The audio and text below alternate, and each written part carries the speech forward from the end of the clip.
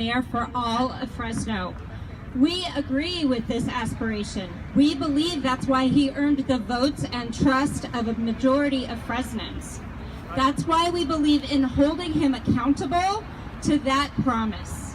That is why we believe the mayor must be a leader in this city and be active in ensuring that all Fresnans prosper and have access to the basic resources necessary to have strong and healthy families. The silence from the mayor brand on this issue tells us where his priorities are and who he believes belongs in Fresno.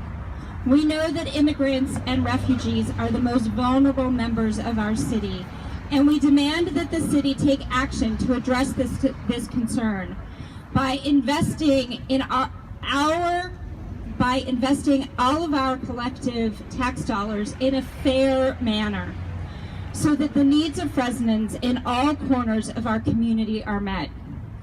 Fair does not mean equal, teaches Reverend Tim. Fair means that each person, each family, each neighborhood, each community gets what it needs.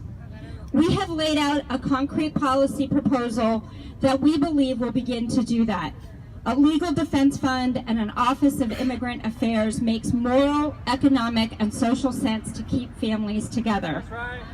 These budget priorities are matched by our desire to see an increased investment in parks and the ensuring that the $70 million being granted by the state of California for West Fresno actually goes to West Fresno.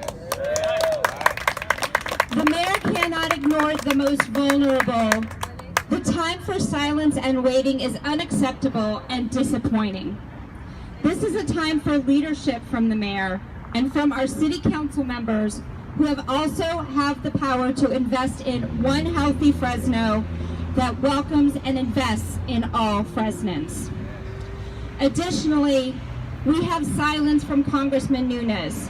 He has completely ignored repeated requests for meetings with constituents. He has completely ignored our requests to respond to our questions and demands.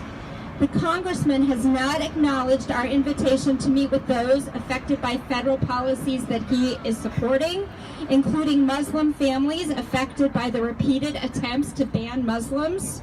He has ignored requests to meet with those who will lose health care if the Affordable Care Act is repealed.